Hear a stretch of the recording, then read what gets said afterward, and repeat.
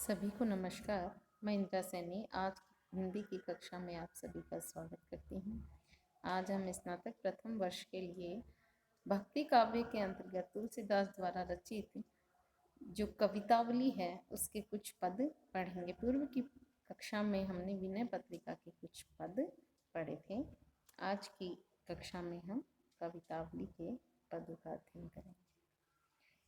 नाम अजामिल से खल कोटि, अपार नदी भव बूढ़त काढ़े। जो सुमिरे गिरि मेरु सिलाखन होत, अजाकुर बारिधि बाढ़े। तुलसी जेहि के पद पंकज ते प्रगति तटने।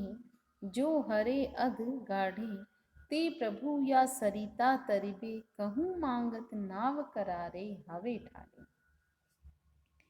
प्रस्तुत पद कवितावली के अयोध्या कांड से लिया गया है।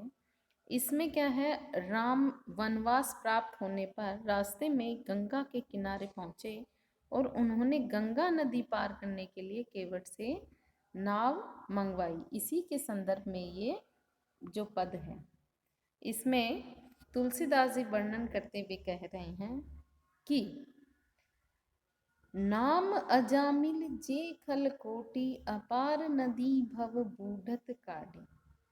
कि जिनके नाम से अजामिल जैसे करोड़ों दुष्टों को संसार रूपी नदी में डूबने से बचाया।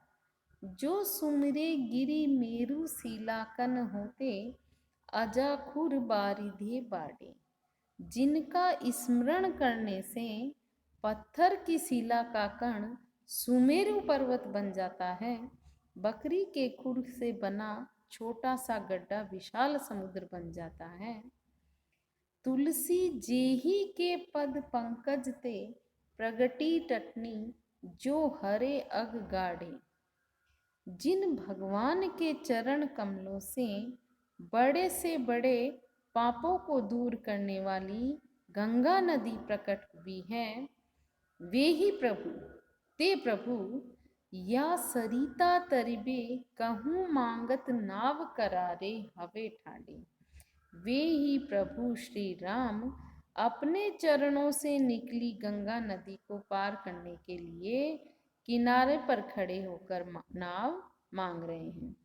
अर्थात तुलसीदास जी कह रहे हैं कि भगवान राम की यह मानव लीला है जो गंगा नदी पार करने के लिए नाव मंगवा रहे हैं, क्योंकि वह गंगा नदी स्वयं उनके चरणों से प्रकट हुई है। वह गंगा बड़े से बड़े पापों को दूर करने वाली है। वे भगवान श्री राम तो सर्वशक्तिमान हैं। उनके नाम का जप करने से ही बड़े से बड़े पापी संसार रूपी नदी में डूबने से बच के जन्म मरण से मुक्त होकर मोक्ष को प्राप्त कर लेते हैं। उनके नाम जब से ही असंभव कार्य संभव हो जाते हैं। ऐसे प्रभु श्री राम मनुष्य रूप में जन्म लेके मानव लीला करते हुए गंगा नदी पार करने के लिए केवट से नाव मांग रहे हैं। एही घाट ते थोड़ी दूर, अहे कटिलो जल थाह दिखाऊं जूं। पर से पग धूरी तरे तरनी, धरनी घर क्यों समझाए हूँ जूं। तुलसी अवलंबु न और कछु, लरिका के ही भांति जियाही हो जूं। बरु मारिए मोहे बिना पग धोए, हो नाथ न नाव चढ़ाइयों जूं। इस पद में राम जब वनवास जाते हैं तो वन मार्ग में जाते हुए गंगा नदी के किनारे केवट से नाव मांगते हैं। तो उसे नाव द्वारा पार करने के लिए, किसे गंगा नदी को पार करने के लिए केवट से नाव मांगी। तो केवट ने जो कुछ श्री राम से कहा वो इस अंश में है। केवट, तुलसीदास जी कहते हैं कि केवट है वह श्री राम से जो वार्तालाप कर रहा है उसके बारे में कहते हुए कह रहे हैं कि एही घाट ते थोड़ी दूर, अहे कटी लो जलू थाह दिखाई मुझे। तुलसीदास जी कहते हैं कि जब श्री राम ने गंगा नदी पार करने के लिए केवट से कहा कि वह उन्हें नाव द्वारा नदी पार करा दे। तब केवट ने कहा, आप स्वयं चल के नदी को पार कर सकते हैं, क्योंकि गंगा नदी का जल इस घाट से थोड़ी दूरी पर कमर तक का ही है। मैं केवट कह रहे हैं कि मैं स्वयं जाकर आपको वह स्थान दिखा दूंगा। पर से पग धूरी तरे तरनी, धरनी घर क्यों समुझाइयो जो। आगे केवट कह रहे हैं कि पर से स्पर्श से, किसके स्पर्श से? आपके पैरों की धूल के स्पर्श हो जाने पर मेरी नौका तर जाएगी, वह नौका नहीं रहकर कुछ और बन जाएगी। उस स्थिति में मैं घर जाने पर अपनी पत्नी को कैसे समझाऊंगा। यहाँ उस अंश का वर्णन किया गया है कि जो शीला की अहल्या थी वो सुंदर नारी में बदल गई। तो वो केवट कह रहा है कि आपके पैरों की धूली से तो क्या है, मेरी नाव और ही कुछ बन जाएगी, यानी सुंदर स्त्री बन जाएगी, तो मैं घर जाके मेरी पत्नी को क्या समझाऊंगा। तुलसी अवलंबु न और कछु, लरिका के ही भांति जियाई हो जो। वह नहीं चाहेगी, कौन? पत्नी, कि उसकी नाव है वह चली जाए, क्योंकि मैं मेरी पत्नी को क्या कहकर संतुष्ट करूंगा, क्योंकि मेरे पास, केवट ने कहा, मेरे पास नाव के अतिरिक्त आजीविका चलाने का अन्य साधन नहीं है जिससे मैं अपने बच्चों का जीवन निर्वाह कर सकूं। इसलिए श्री राम से कह रहे हैं, बरु मारिए मोही बिना पग दो धोए हो, नाथ न नाव चढ़ाही हूँ। इसलिए हे प्रभु, भले ही आप मुझे मार डालिए, पर मैं आपके पैर धोए बिना, आपके पैरों की धूल को अलग किए बिना आपको नाव पर नहीं चढ़ाऊंगा। यहाँ तुलसीदास जी ने जो केवट की चतुराई का चित्रण किया है कि केवट किस तरह श्री राम के पैरों की वंदना, श्री राम के चरणों की वंदना करने के लिए, उनका चरणोदक प्राप्त करने के लिए बात को घुमाकर व्यंग्य रूप में कह रहे हैं। गंगा नदी पार करने के लिए श्री राम क्या हैं, स्वयं किनारे पे खड़े होकर केवट से नाव मांग रहे हैं। यहाँ जो मानव लीला है भगवान श्री विष्णु की, उसका चित्रण किया गया है। अनुप्रास और काव्यलिंग दोनों अलंकारों से काव्य पंक्ति को सजाया गया है। रावरे दो सुन पायन को, पग धूरी को भूरी प्रभाव महा है। पाहन ते बन बाहुनु काठ को, कोमल है जलु खाई रहा है। पावन पाय पखारी के नाव चढ़ाइयों, आयुषो होत कहाँ है। तुलसी सुनी केवट के बर बैन, हंसे प्रभु जानकी और हहा है।